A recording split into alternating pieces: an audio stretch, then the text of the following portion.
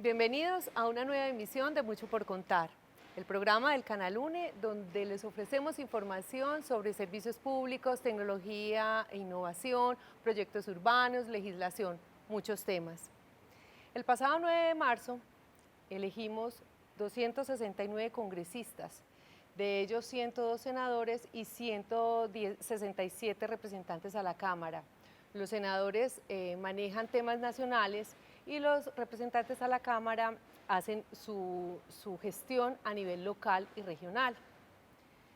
Ellos tienen que definir, tomar decisiones que inciden en la vida común del ciudadano común y corriente. Por eso hemos querido invitar hoy, uno de nuestros personajes es la senadora Paola Holguín. Ella se está estrenando como congresista y con ella vamos a hablar de su hoja de vida, de sus expectativas frente al Congreso y de algunos temas que va a querer o que quiere desarrollar como congresista. Paola, bienvenida, muchas gracias por estar con nosotros. Muchas gracias a ti y un saludo a todos los televidentes. Vamos a comenzar hablando de su hoja de vida que me ha llamado mucho la atención.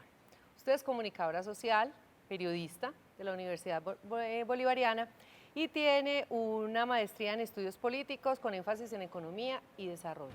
Así es. Pero adicionalmente, y es un tema que me llama mucho la atención, usted hizo una maestría o realizó estudios de maestría en seguridad y defensa nacional en la Escuela de Guerra de Bogotá.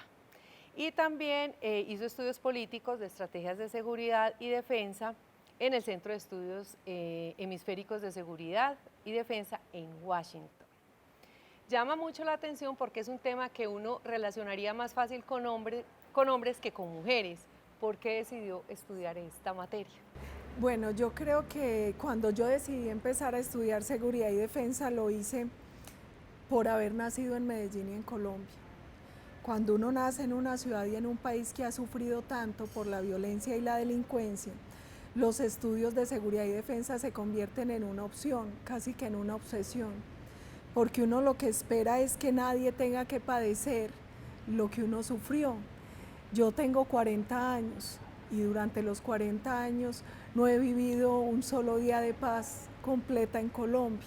Entonces yo creo que eso fue lo primero que me motivó, nacer en una ciudad y en un país que ha sufrido tanto por la violencia y la delincuencia.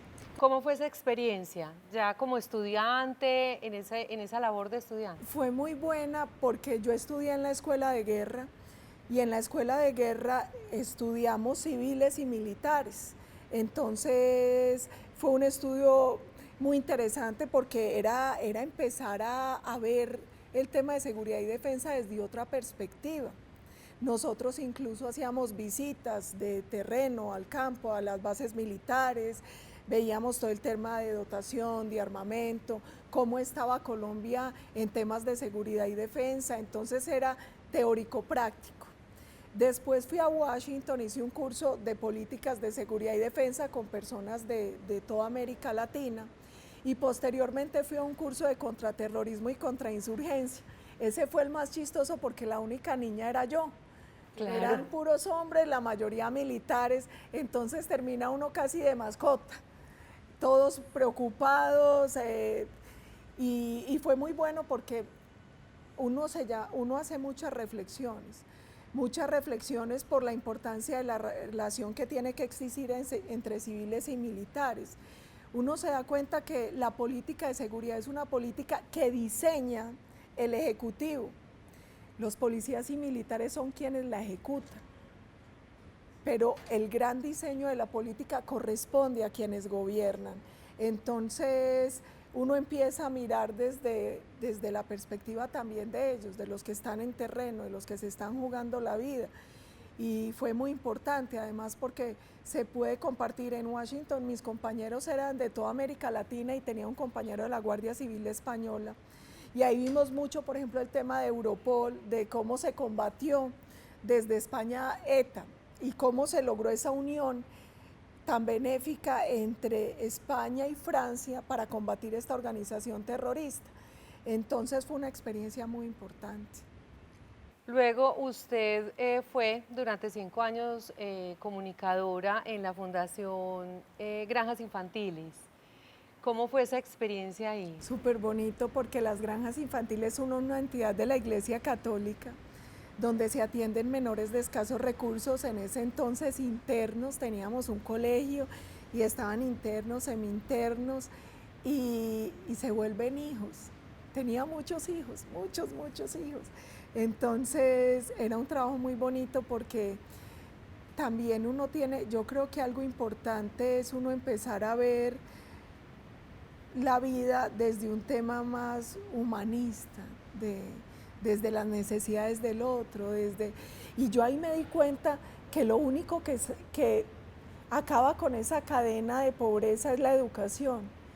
Esos jóvenes nosotros los teníamos semi-internos, ellos estudiaban, también aprendían artes y oficios, aprendían mucho del tema agropecuario y uno se da cuenta que eso es lo único que permite que los hijos de quienes tienen menos recursos no estén condenados a ser pobres siempre.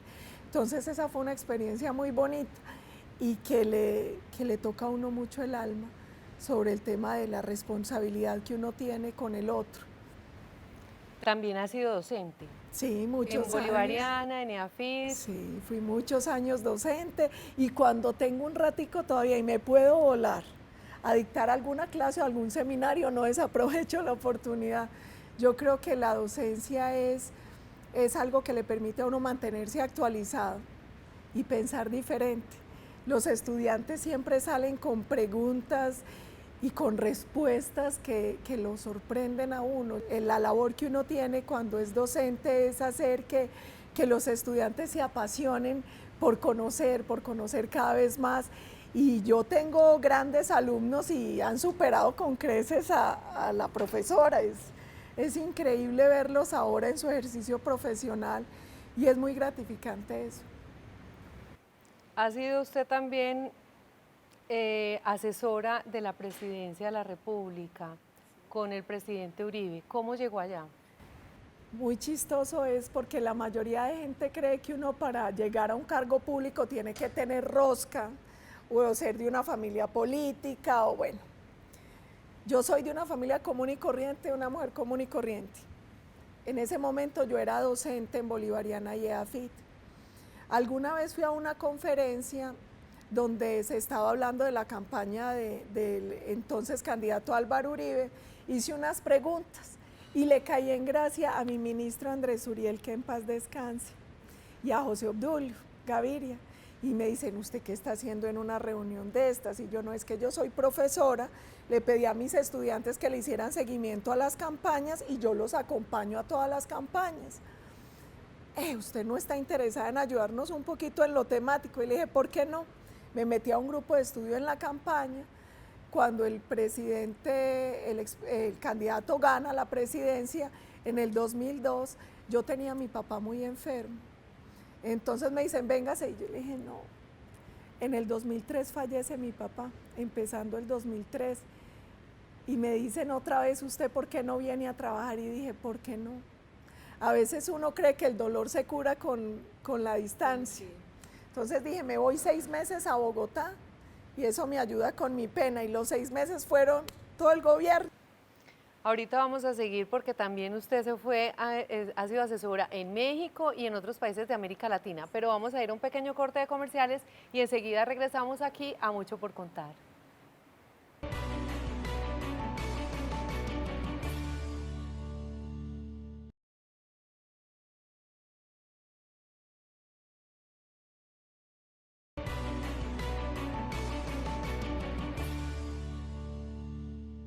Regresamos a Mucho por Contar, hoy con Paola Holguín, nueva senadora de la República. Veníamos hablando del gobierno del presidente Uribe.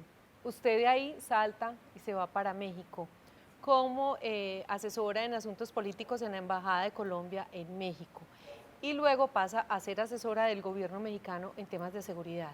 ¿Cómo fue esa experiencia?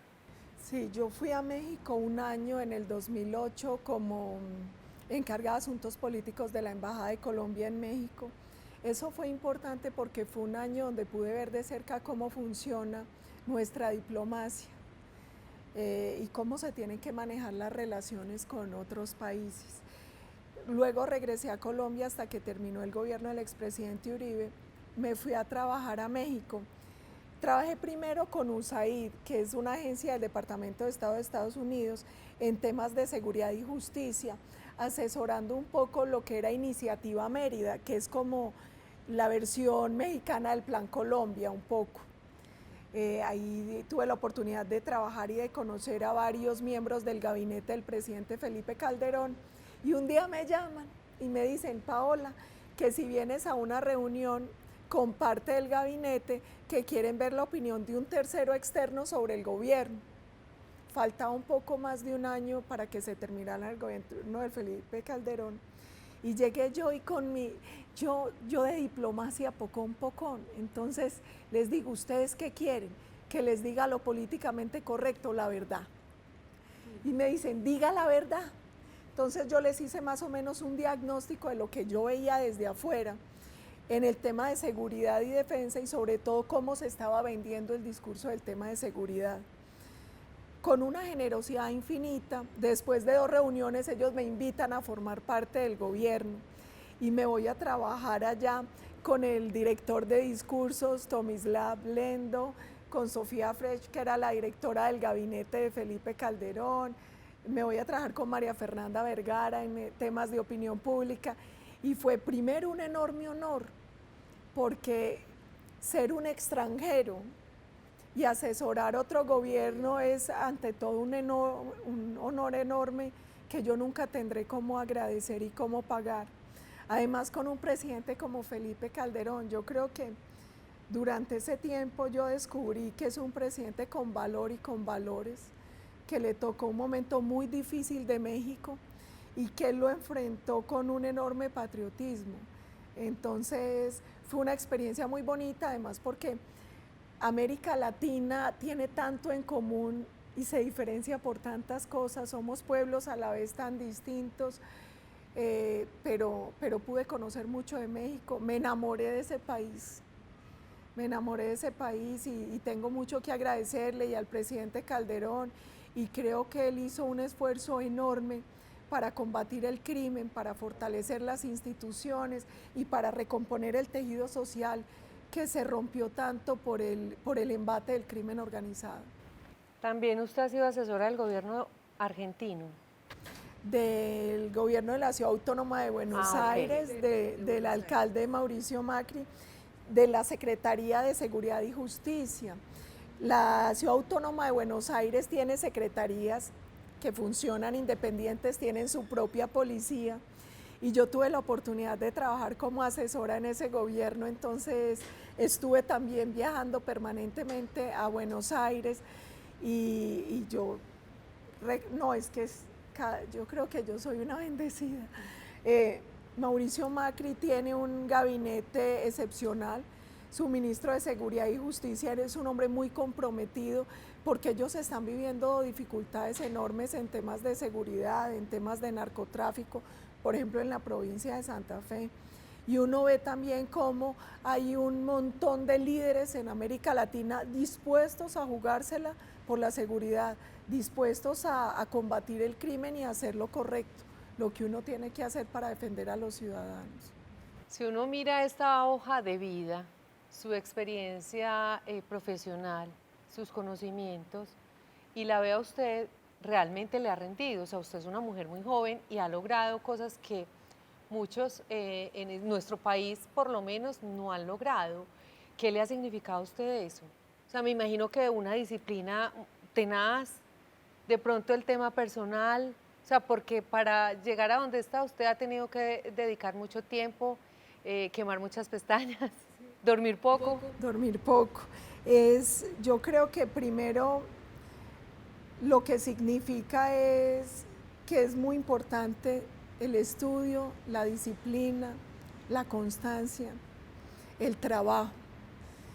Yo he trabajado toda la vida, he estudiado toda la vida, he hecho de todos los trabajos. O sea, ahí cuentan los bonitos. Uno pero cuénteme uno. Todos han sido muy bonitos, pero por ejemplo yo fui mesera en la 70 en un negocito que tenía con mis hermanos. Yo vendía postres también. Yo he hecho de todo, o sea, yo toda la vida he trabajado. He estudiado también siempre. Yo creo que En eso tenía razón nuestro Nobel, que en paz descanse, y es, uno tiene que estudiar de la cuna a la tumba. He estudiado mucho, el sacrificio personal ha sido el precio. Yo soy una mujer de 40 años que tuvo que sacrificar mucho tiempo de su familia, de mi mamá, de mi papá, que en paz descanse, de mis hermanos, pero creo que valió la pena. Se ríen mucho mis compañeras del colegio. Yo creo que yo fui la última solterona que quedó de todo el curso y soy la tía universal, porque aquí no, pero alguna vez me preguntaban, ¿no se casó? Y dije, no, yo sí me casé con la política y me casé y tengo muchos hijos, 47 millones de colombianos por los que me tengo que moler. Entonces, sí ha sido un sacrificio personal enorme, pero mire, mi Dios lo premia a uno cuando uno nace en un país como Colombia. Y yo creo que la única manera de pagar ese honor es haciéndose moler por esta patria. Colombia merece todos los sacrificios, todos los sacrificios. Entonces, a veces uno en su condición humana, sí dice, hombre, ¿y cómo sería tener un esposo? Y familia. Pero después uno se acuerda de esos colombianos luchadores de La Guajira, de Putumayo, del Chocó, de Antioquia, de Bogotá. Y uno dice, valió la pena y sigue valiendo la pena. Cada sacrificio y cada día vale la pena. Vamos a ir a otro pequeño corte de comerciales y enseguida regresamos a Mucho por Contar.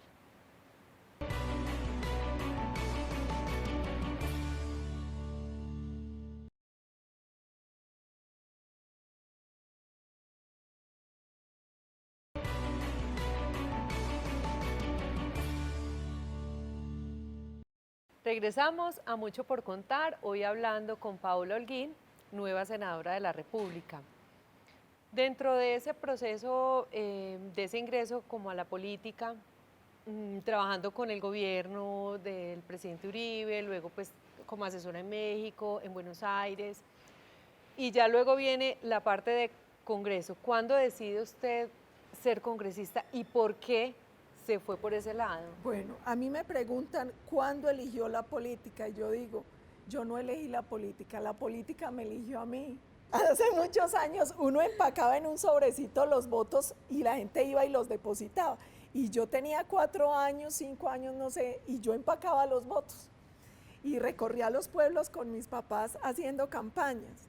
Ellos nunca fueron candidatos, pero les gustaba la política. Entonces yo creo que eso lo elige a uno y eso no es gripa, eso no se cura, uno se muere en esto.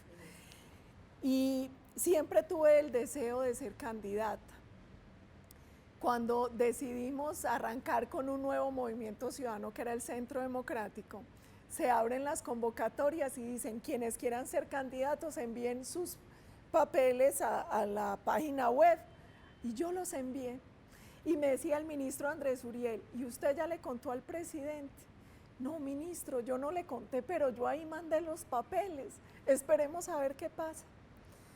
Yo envié los papeles, se armaron las listas, a mí me ubicaron en el puesto 18 y yo quedé feliz, ya bueno, ya soy candidata.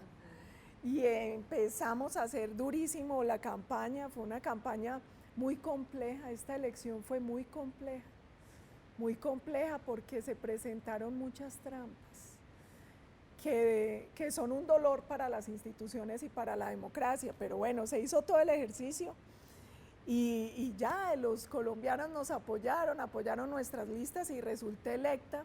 Hay varios temas que están ahí en el tintero y que son temas o problemas que se han venido dilatando y dilatando en la historia del país. Está el tema de la salud, el tema de la educación, el tema de la justicia, otra vez se está hablando de reforma. Bueno, ¿cuáles serían los temas en los que a usted le gustaría concentrarse en estos 4 años que vienen como congresista? En el Congreso uno tiene una comisión constitucional, tiene otras comisiones accidentales, hay unas comisiones a las que uno debe pertenecer. Esas comisiones te dan una responsabilidad, en la primera en lo constitucional, en la segunda relaciones internacionales, temas de seguridad y defensa y así por el estilo. Por mi experiencia, yo esperaría estar de pronto en la segunda, en la comisión de temas de seguridad y defensa. pero creo que uno debe estar donde tiene que estar, donde decidan que debo estar. Les prometo que voy a estudiar juiciosamente todos los proyectos y nosotros tenemos una ventaja. Como bancada, nosotros ya estamos elaborando los primeros proyectos de ley. O sea, la banca del Centro Democrático el 20 de julio no solo va a posesionarse, va a radicar los primeros proyectos. ¿Y me puede adelantar algo, por lo menos Pues, temas? Temas. Hoy estamos trabajando reforma a la justicia, reforma a la salud, reforma a la educación, fuero militar. Hay muchos temas.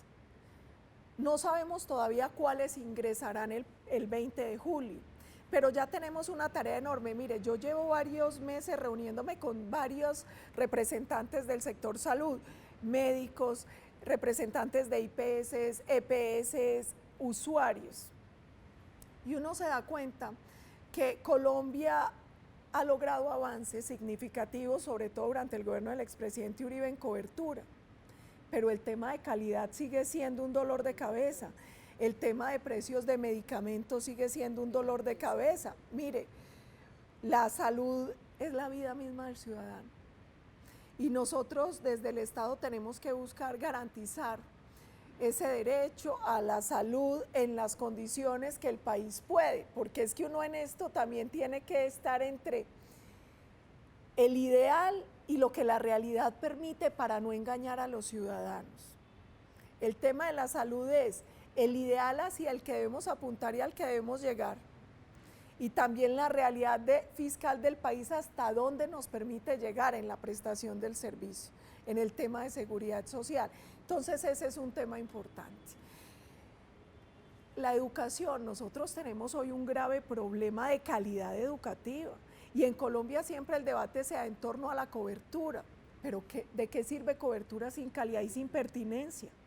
Nosotros necesitamos hoy mayor calidad, mayor pertinencia y que la educación funcione como sistema y no como un sistema de frustraciones.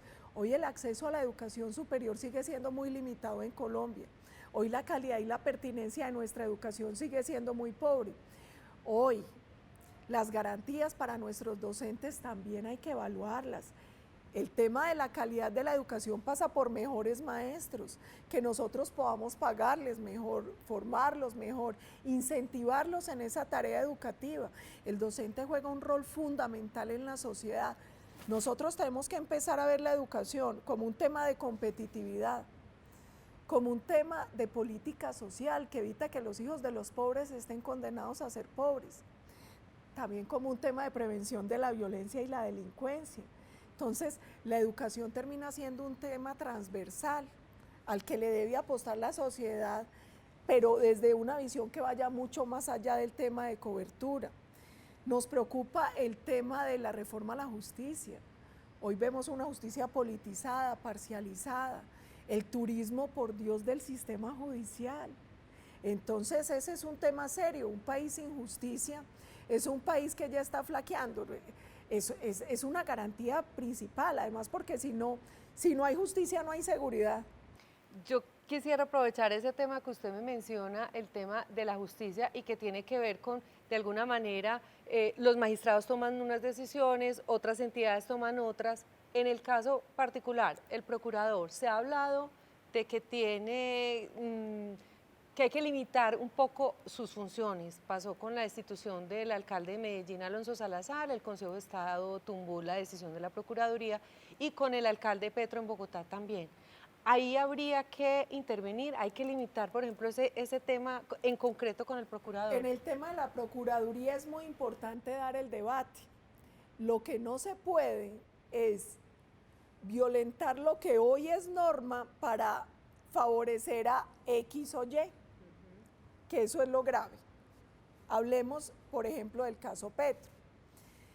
¿Qué establece la Constitución? Que el procurador tiene la facultad de investigar y destituir a funcionarios públicos. Hay un Consejo Único Disciplinario que establece que por faltas gravísimas la destitución puede ir de 10 a 20 años. El procurador, acatando lo que establece la ley y la Constitución, toma unas decisiones. Uno puede estar o no de acuerdo con ellas, pero se tomaron en ley. Si se tiene que evaluar los alcances de la Procuraduría, hagámoslo, pero no se puede hacer politiquería. Y lo que uno no puede hacer es pretender que la ley se aplique para unos y para otros no. La ley es dura, pero es la ley. Bueno, Paola, usted tiene mucho por contar. Desafortunadamente el tiempo se me agotó. Le deseamos mucha suerte en ese congreso que arranca en julio y acá nos estaremos viendo nuevamente. A nuestros televidentes los invitamos para que continúen conectados con el Canal UNE.